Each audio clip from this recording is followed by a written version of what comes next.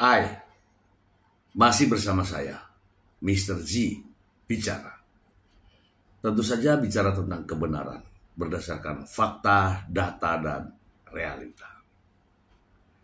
Teman-teman, setelah tuntutan dibacakan oleh jaksa penuntut umum terhadap kedua terdakwa, terhadap Nikita Mirzani dengan tuntutan 11 tahun, denda 2 miliar dan subsidiar 6 bulan kurungan. Demikian juga Ismail Marzuki dengan tuntutan 7 tahun, denda 2 miliar dan juga subsidiar 6 bulan kurungan. Setelah ini dibacakan tuntutan dari jaksa penuntut umum, begitu banyak reaksi ya dari masyarakat, dari penasihat hukum, dari kalangan akademisi, praktisi, macam-macam, yang pada intinya tidak sependapat. Ada juga yang mengatakan bahwa mengapa tuntutan jaksa nampaknya berbeda dengan dakwaan jaksa penuntut umum. Namun saya mengatakan bahwa tuntutan jaksa ya, saat ini ya masih wajar dan relevan dengan tuntutan dengan dakwaan, masih wajar. Mengapa? Karena terhadap terdakwa ini sebenarnya ancaman hukuman maksimal adalah 20 tahun penjara. Mengapa ancamannya begitu tinggi? Ya karena ada pasal tindak pidana pencucian uang yang menurut jaksa cukup bukti. Mari kita simak ya sidang kemarin, dan setelah itu kita akan mengulasnya. Berikut ini tuntutan dari jaksa penuntut umum. Bahwa berdasarkan uraian di atas, perbuatan terdakwa Nikita Mirzani memenuhi unsur-unsur tindak pidana yang didakwakan. Pada diri dan perbuatan terdakwa Nikita Mirzani tidak ditemukan alasan pembenar ataupun pemaaf yang dapat menghapus sifat melawan hukum serta kesalahan terdakwa sehingga terdakwa dapat diminta pertanggungjawaban pidana dan dijatuhi pidana.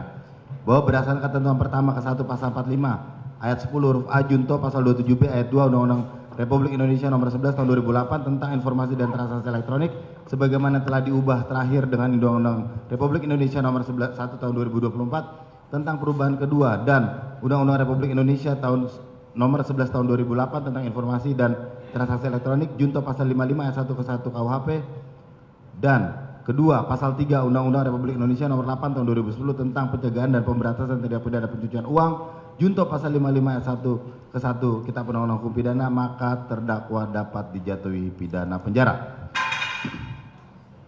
Bahwa oleh karena terdakwa dapat diminta pertanggungjawaban pidana dan dijatuhi pidana serta terdakwa sebelumnya tidak ada mengajukan permohonan pembebasan dari pembayaran biaya perkara, maka berdasarkan pasal 222 KUHP kepada terdakwa dibebankan pula untuk membayar biaya perkara. Bahwa sebelum kami sampai pada tuntutan pidana atas diri terdakwa, perkenankanlah kami mengemukakan hal-hal yang kami jadikan pertimbangan dalam mengajukan tuntutan pidana, yaitu keadaan yang memberatkan, perbuatan terdakwa merusak nama baik martabat orang lain, perbuatan terdakwa meresahkan masyarakat dalam skala nasional, terdakwa telah menikmati hasil kejahatan, terdakwa tidak bersikap sopan di persidangan, terdakwa berbelit-belit di persidangan, terdakwa tidak mengakui perbuatannya, terdakwa sudah pernah dihukum, terdakwa tidak menghargai jalannya persidangan. Keadaan yang meringankan, terdakwa masih memiliki tanggungan keluarga. 5. Tuntutan. Berdasarkan uraian yang dimaksud, kami penuntut umum dalam perkara ini dengan memperhatikan ketentuan undang-undang yang bersangkutan untuk dan atas nama negara menuntut supaya Majelis Hakim Pengadilan Negeri Jakarta Selatan yang memeriksa dan mengadili perkara ini memutuskan: 1. Menyatakan terdakwa Nikita Mirzani telah terbukti secara sah dan meyakinkan bersalah melakukan tindak pidana mereka yang melakukan, yang menyuruh melakukan, dan yang turut serta melakukan perbuatan dengan sengaja dan tanpa hak mendistribusikan atau mentransmisikan informasi elektronik dan atau dokumen elektronik dengan maksud untuk menguntungkan diri sendiri atau orang lain secara melawan hukum dengan ancaman pencemaran dan atau dengan ancaman akan membuka rahasia, memaksa orang supaya memberikan sesuatu barang yang sebagian atau seluruhnya milik orang lain tersebut atau milik orang lain, dan mereka yang melakukan, yang melakukan turut serta melakukan perbuatan menempatkan, mentransfer, mengalihkan, membelanjakan, membayarkan, menghibahkan, menitipkan, membawa ke luar negeri, mengubah bentuk, menukarkan dengan mata uang atau surat berharga atau perbuatan lain atas harta kekayaan yang diketahuinya atau patut diguduganya merupakan hasil tindak pidana sebagaimana dimaksud dalam pasal 2 ayat 1 dengan tujuan menyembunyikan atau menyamarkan asal-usul harta kekayaan sebagaimana melanggar pertama ke 1 pasal 45 ayat 10 junto pasal 27B ayat 2 Undang-Undang Republik Indonesia nomor 11 tahun 2008 tentang informasi dan transaksi elektronik sebagaimana telah diubah terakhir dengan Undang-Undang Republik Indonesia nomor 1 tahun 2024 tentang perubahan kedua atas Undang-Undang Republik Indonesia nomor 11 tahun 2008 tentang informasi dan transaksi elektronik junto pasal 55 ayat 1 ke 1 Kitab Undang-Undang Hukum Pidana, dan kedua pasal 3 Undang-Undang Republik Indonesia nomor 8 tahun 2010 tentang pencegahan dan pemberantasan tindak pidana pencucian uang junto pasal 55 ayat 1 ke 1 Kitab Undang-Undang Hukum Pidana. 2. Menjatuhkan pidana oleh karena itu dengan pidana penjara selama 11 tahun dan denda sebesar 2 miliar rupiah dengan ketentuan apabila denda tersebut tidak dibayarkan maka diganti dengan pidana kurungan selama 6 bulan. 3. Memerintahkan supaya terdakwa tetap ditahan. 4. Menyatakan barang bukti berupa 1. Satu buah sistem elektronik akun WhatsApp dengan nomor 081288779794 sampai dengan barang bukti dengan nomor urut 39 satu unit handphone tipe iPhone 15 Pro Max warna silver dengan email 354650910935778 dan nomor 085217317386 seluruhnya dipergunakan sebagai barang bukti dalam perkara atas nama saksi Ismail Marzuki. 5. Menetapkan agar terdakwa membayar biaya perkara sebesar Rp5.000. Demikian surat tuntutan ini kami bacakan dan diserahkan dalam sidang hari ini Kamis tanggal 9 Oktober 2025 Jakarta 9 Oktober 2025 penuntut umum ditandatangani. Terima kasih. Dan teman-teman, jangan lupa pada penuntutan jaksa tersebut ada yang belum pernah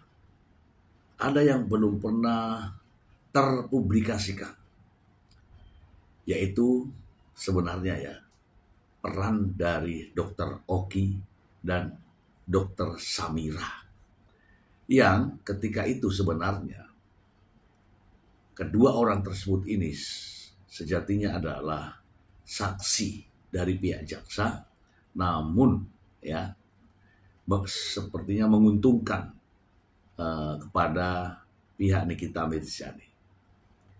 Kita simak pernyataan dari jaksa penuntut umum pada saat persidangan berikut ini. Nyari barangnya susah, tapi itu jadi senjata kita kalau mereka macam-macam. Lalu saksi Oki Pratama menjawab, ya emang udah nggak ada lagi kak, kan aku udah kirim ke kakak barangnya, ke apart kakak sesuai instruksi. Kemudian saksi Samira mengatakan, betul itu senjata kita. Sehingga pada saat itu saksi Oki Pratama dan saksi Samira sudah mengetahui jika glowing booster cell sudah tidak dijual lagi oleh saksi Reza Gladys Pretianisari. Lalu bagaimana reaksi dari penasihat hukum? Saya mendengarnya, penasihat hukum ini, ya saya tidak tahu ya, ini membela betul-betul membela, tapi ya tidak boleh ya membabi buta. Mari kita simak. Alat ancamannya dirubah, ya. Teman-teman media mungkin lihat, jaksa berkali-kali mengatakan bahwa alat ancaman yang dipakai Nikita untuk membuka rahasia itu adalah terkait dengan bukti pembelian produk glowing booster cell yang kata jaksa itu disamarkan. Dengan bukti itu kemudian dipakai untuk mengancam Reza Gladys. Nah, berarti jaksa sendiri tidak konsisten dengan dakwaannya. Di awal dia sebutkan bahwa ancaman itu karena mau membuka produknya yang bermasalah, menjelek-jelekan.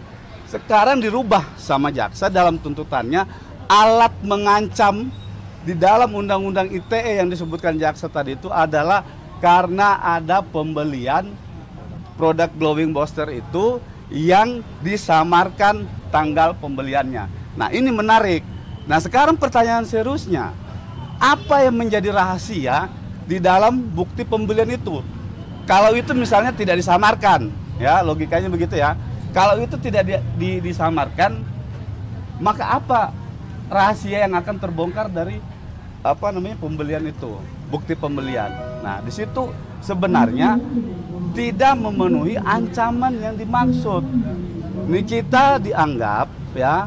Jadi gini, kalau Undang-Undang ITE itu deliknya itu adalah mengancam membuka rahasia atau mengancam ancaman pencemaran atau membuka rahasia.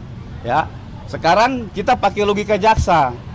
Jaksa bilang dalam tuntutannya alat ancaman itu adalah suatu bukti pembelian.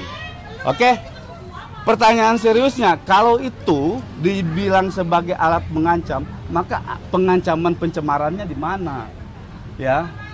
Itu kan ada jelas kita buktikan di persidangan juga. Kami membuktikan di persidangan pembelian itu disampaikan langsung oleh saksi Yosi.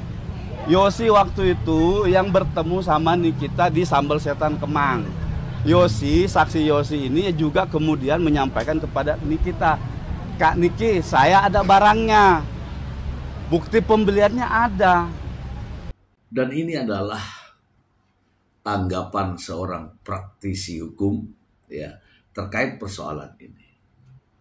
Terkait dengan tuntutan jaksa.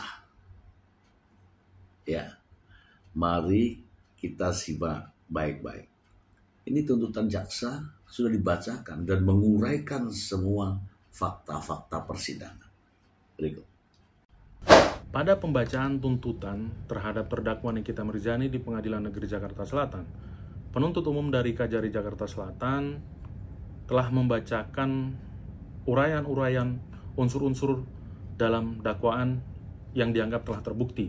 Tetapi yang menjadi fokus saya adalah berkaitan dengan fakta-fakta hukum yang dibacakan oleh penuntut umum, khususnya berkaitan dengan uraian turut serta maupun uraian pembuktian unsur pemerasannya, tindak pidana pemerasannya dalam dakwaan ke-1. Dalam fakta yang dibacakan oleh penuntut umum, ternyata ada nih saksi Dr. O yang dianggap memiliki peran dalam terjadinya dugaan tindak pidana yang didakwakan kepada Nikita Mirzani maupun Ismail Marzuki. Penuntut umum menjelaskan peran, menjelaskan hal-hal apa yang dilakukan oleh Dr. O dalam terjadinya dugaan tindak pidana pemerasan yang dilakukan oleh Nikita Mirzani maupun Ismail Marzuki. Kalau kita berbicara tentang konstruksi hukum pidana, di dalam hukum pidana itu dikenal yang namanya penyertaan, sebagaimana diatur dalam pasal 55 KUHP. Selain penyertaan juga dikenal yang namanya pembantuan dalam pasal 56 KUHP. Jika merujuk kepada fakta hukum, kepada uraian unsur yang dibacakan oleh penuntut umum pada saat membacakan tuntutan di Pengadilan Negeri Jakarta Selatan, maka dalam pandangan saya, dalam hemat saya, kalau kita melihat ketentuan dalam pasal 55 tentang penyertaan maupun pembantuan dalam pasal 56 KUHP, maka sesungguhnya patut diduga, sekali lagi saya tegaskan, patut diduga Dr. O dengan melihat fakta hukum yang dibacakan oleh penuntut umum, patut diduga Dr. O dapat dianggap turut serta melakukan dugaan tindak pidana pemerasan bersama-sama dengan Ismail Marzuki atau Nikita Mirzani. Kalaupun dianggap itu bukan sebagai perbuatan turut serta, setidak-tidaknya terhadap Dr. O dapat dianggap atau diduga melakukan pembantuan terhadap dugaan tindak pidana pemerasan yang dilakukan oleh Ismail Marzuki maupun Nikita Mirzani. Jadi dalam hal ini saya mendorong kepada penyidik yang memiliki kewenangan untuk memeriksa, menyidik perkara ini, jika melihat konstruksi hukum yang sudah dibangun, dibuktikan dalam proses persidangan di Jakarta Selatan, di Pengadilan Negeri Jakarta Selatan, seharusnya penyidik ini melanjutkan proses hukum terhadap pihak-pihak yang dapat dianggap turut serta atau melakukan pembantuan atas terjadinya dugaan tindak pidana pemerasan ini. Jadi teman-teman sekalian, mari kita mendorong agar penyidik dari kepolisian melakukan upaya hukum, proses-proses penegakan hukum yang terukur terhadap pihak-pihak yang diduga terlibat. Selain itu, berkaitan dengan permasalahan yang terjadi dalam perkara Nikita Mirzani ini selalu dikaitkan dengan produk. Maka saya mendorong agar BPOM selaku penyidik PPNS yang berwenang untuk melakukan pengawasan terhadap obat-obatan dan makanan-makanan, dan di mana produk skincare itu termasuk kepada kewenangan dari BPOM, maka saya mendorong agar BPOM menggunakan kewenangannya, menggunakan kewenangan penyidikannya untuk memastikan bahwa produk-produk skincare yang diperjualbelikan di Indonesia betul-betul produk yang sudah sesuai dengan ketentuan peraturan perundang-undangan. Dan jika ditemukan fakta ada produk-produk yang bermasalah, ada produk-produk yang tidak sesuai dengan ketentuan peraturan perundang-undangan, atau BPOM harus tipis kupingnya mendengarkan informasi yang ada di masyarakat, segera bersikap dan melakukan tindakan hukum sesuai dengan kewenangannya, melakukan proses penyidikan, dan di dalam proses penyidikan itu BPOM berwenang untuk memanggil siapapun yang patut diduga bertanggung jawab atas suatu produk jika memang produknya bermasalah. Ada beberapa ketentuan pidana yang dapat digunakan oleh BPOM dalam memeriksa dugaan adanya produk bermasalah, produk skincare bermasalah yang diperjualbelikan di Indonesia. Ada Undang-Undang Perlindungan Konsumen, ada Undang-Undang Kesehatan. Dengan demikian, maka BPOM akan dapat menciptakan, selain memastikan produk-produk yang diperjualbelikan di Indonesia itu adalah produk yang aman, BPOM juga dengan melakukan penegakan hukum maka akan memastikan adanya iklim berusaha yang fair, adanya persaingan usaha yang sehat dalam produk-produk skincare di Indonesia. Dan dengan penegakan hukum yang dilakukan oleh BPOM itu nantinya akan mencegah pihak-pihak untuk menyalahgunakan informasi yang dia punya untuk melakukan tindakan-tindakan yang bertentangan dengan hukum. Sekian penjelasan dari saya, terima kasih. Saya pribadi ingin menjelaskan secara sederhana. Ketika seseorang dipanggil oleh polisi, kemudian ditetapkan sebagai tersangka, maka yang berlaku di kepolisian adalah pemeriksaan BAP, berita acara pemeriksaan tersangka. Inilah yang berlaku.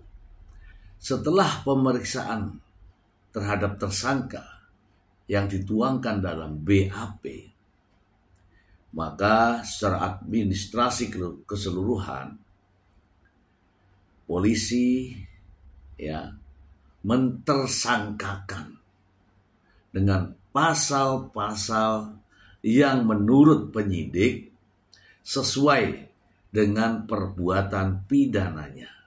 Oke ya. Jadi kalau di polisi tersangka itu di BAP. Di BAP. Dan ditetapkan sebagai tersangka sesuai dengan pasal yang sesuai dengan perbuatan tersangka. Itu kalau di penyidik. Nah, ketika berkas perkara ini diserahkan kepada jaksa penuntut umum, disinilah jaksa penuntut umum berdasarkan BAP akan membuat dakwaan terhadap terdakwa sesuai dengan perbuatan yang terdakwa lakukan. Gitu ya. Oke. Nah, setelah ditetapkan waktu pelaksanaan sidangnya, maka dakwaan ini harus dibuktikan dalam persidangan. Oke. Setelah persidangan, ada hakim bertanya, ada jaksa bertanya, ada penasihat hukum juga bertanya. Maka bertemulah di dalam persidangan ini ada saksi, ada ahli, alat bukti, semua ada di dalam persidangan tersebut. Dari rangkaian semua persidangan ini dinamakan sebagai fakta-fakta persidangan. Ya. Oke. Jadi supaya clear nih. Dari fakta-fakta persidangan ini sehingga fakta persidangan ya, bukan BAP ya, fakta persidangan. Sehingga jaksa penuntut umum mengajukan atau membuat tuntutan kepada majelis hakim. Kalau dalam fakta-fakta persidangan tidak ditemukan kesalahan daripada terdakwa, bisa saja jaksa menuntut bebas. Tetapi ketika ditemukan fakta-fakta di persidangan bahwa ada kesalahan, ada perbuatan jahat dari terdakwa, maka penuntut umum mengajukan tuntutan. Oke. Seperti yang kita lihat. Nah, teman-teman, dari tuntutan jaksa inilah yang pada akhirnya hakim akan menggunakan sebagai dasar. Ya, ingat ya. Dasar atau rujukan untuk hakim mengambil keputusan berdasarkan fakta-fakta persidangan, alat bukti, dan keyakinan hakim. Maka hakim akan mengambil keputusan sesuai kan? Urut ada masing-masing fungsinya. Kalau dari BAP kemudian menjadi dakwaan, dakwaan menjadi tuntutan, tuntutan akan menjadi putusan. Itulah ya perjalanan proses hukum yang secara real. Nah, pada faktanya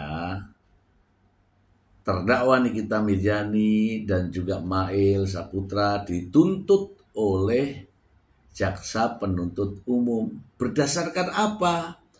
Berdasarkan fakta-fakta persidangan, bukan berdasarkan BAP. Oke ya. Nah, nanti ya ada putusan hakim. Berdasarkan apa? Ya berdasarkan tuntutan dari jaksa penuntut umum yang berasal dari fakta-fakta persidangan. Hakim akan mengambil keputusan dengan ditambah dengan keyakinan hakim. Itu mutlak ya.